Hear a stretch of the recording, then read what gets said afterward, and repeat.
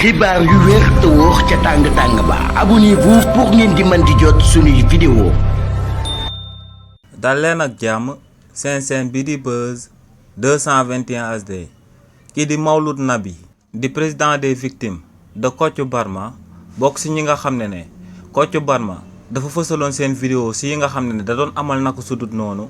yëkkati na ay kàddu daal di xamal sénégalais yi que ne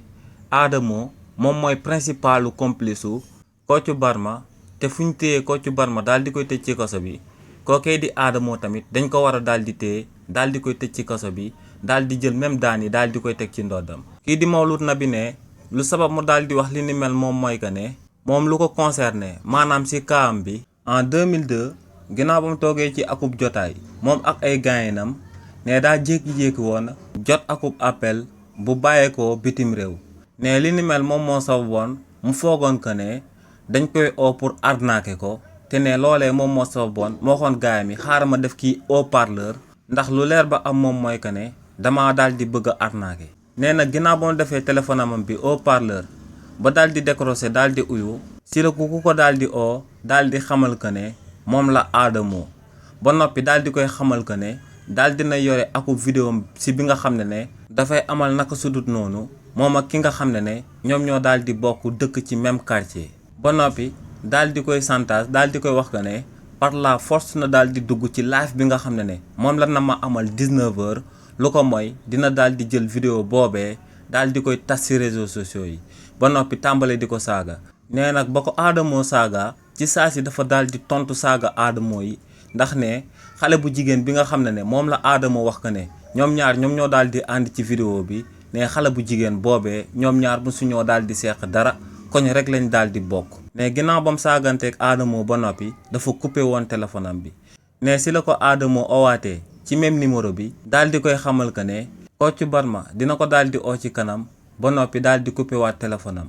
ne ginnaaw bam toogee waatee ba ci kanam si la ko Kocc Barma daal di oowee tamit commencé di ko menacer di amal ay chantage ci kawam daal di koy laaj 2000 euros lu ko mooy dina daal di publier vidéo bi. ne tamit si li ni mel dafa saaga waatoon kookee di Kocc Barma ndax ne turu ku jigéen ki nga xam ne ñoom ñoo bokk koñ la ko daal di wax te ne moom ak ku jigéen kookee musuñoo seq dara. waaye nag ne après loolu la ko Kocc Barma daal di envoyé vidéo bu muy wax daal di koy envoyé benn lien ak bànn annonce bu koy wone que ne bu fekkee ne joxewul 2000 euros yi dina daal di fësal vidéo bi. nee nag ginnaaw ba mu seetaanee vidéo bi si la daal di gis que ne dañoo daal di jël vidéo bi nga xam ne moom ak copinam ñoo ci doon ànd ñu daal di modifier visage copinam bi def ci kanamu xale bu jigéen boo xam ne ñoom ñaar ñoo bokk koñ waaye sequñu dara ba noppi di ko si doon menacé ne nañ ko dugal seen site yi. nee nag si lay soog a daal di gëmee que ne Kocc Barma ak Adamo ak vidéo am lañ daal di yore waaye dañ ko jël daal di koy modifier te loolee la xamul woon. ne si la tiitee jaaxle ba noppi daal di maye silence rajo bañati contacter Kocc Barma ak Adamo waaye ne ñooñee à partir de 19h lañ balancé ndoo vidéo am bi ndax ne kookee di Adamo moom da koo daal di balancé ci compte TikTok am waaye tamit kii di Kocc Barma da koo balancé woon ci site bi mu daan gérer ci réewu Sénégal. nee na ginnaaw ba ñaar ñooñee fësalee ay vidéo am ne si la tàmbalee di am ay ngandam problème ndax ne si la ko xale bu jigéen bi nga xam ne moom lañ modifié woon kanamam bi daal di koy boole ci vidéo bi daal di porter plainte ci kanamu gendarmerie bu Saint-Louis ndax ne moom Saint-Louis la dëkkee. nee nag ginnaaw ba mu demee daal di uyu ci convocation bi ñu ko jébbaloon na ne gendarme yi ginnaaw bañ jëlee téléphone am bi amal seeni vérification ak seeni enquête dañoo gisoon que ne moom musta contacter Kocc Barma ak Adamo waaye ñooñee ñoom ñoo ko doon contacter di ko doon chantage. nee nag waa gendarmerie dañ ko bàyyi mu dem daal di ñibbi ba noppi daal di koy digal mu daal di porter plainte jëmale ko ci Kocc Barma ne si la porter plainte jëmale ko ci Kocc Barma ak Adamo waaye ne li ni mel teewuloon fi nga xam ne moom la doon liggéeyee ñu daal di ko fay dàq. waaye tamit ne ci ay at ci kanam ginnaaw ba coow loolee motee at si la amaatee beneen liggéey. waaye ne jigéen bi nga xam ne dañoo changé woon visage bi daal di koy def ci vidéo bi te ñu bokkoon koñ da koo porté waatoon plainte jëmale ko ci vidéo boobee nga xam ne Adamo ak Kocc Barma ñoom ñoo ko fësaloon. nee nag ci beneen convocation bu mu demoon daal di uyu ci police ne ñooñee ginnaaw bañ ko dégluwaatee woon ba noppi dañoo jëloon seeni mataraak dóor ko dóor yi métti ngir mu daal di avouer que ne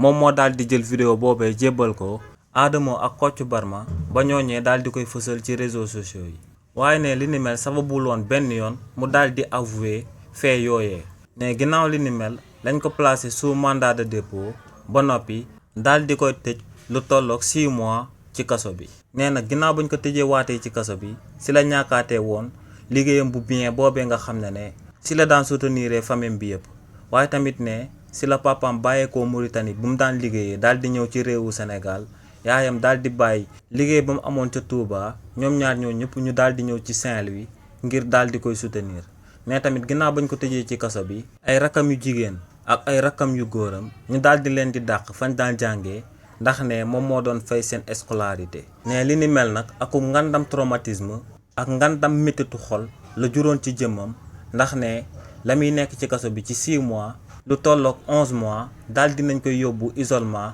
ginnaaw bam jàppanteeg ay détenus yi nga xam ne ñoom ñoo bokkoon ay cellules. ne xeex na ci prison bi ba benn détenu daal di koy jam. waaye tamit ne ba mu génnee ci kaso bi ba tey conséquences yi ñoo ngi pesé wu ci jëmmam ndax ne mënatut a am akub liggéey bu normal bu stable. waaye tamit ne day dox ci mbedd yi am ñu koy désigner naan booy Kocc baa ngi nii. ne tamit tout récemment ginnaaw bañ jàppee Kocc Barma ne ay message yu dul jeex la daal di jot si ñu koy daal di informer naan jàpp nañ Kocc Barma ak ñu koy laaj yan action la na ma daal di amal jëmale ko si li ni mel.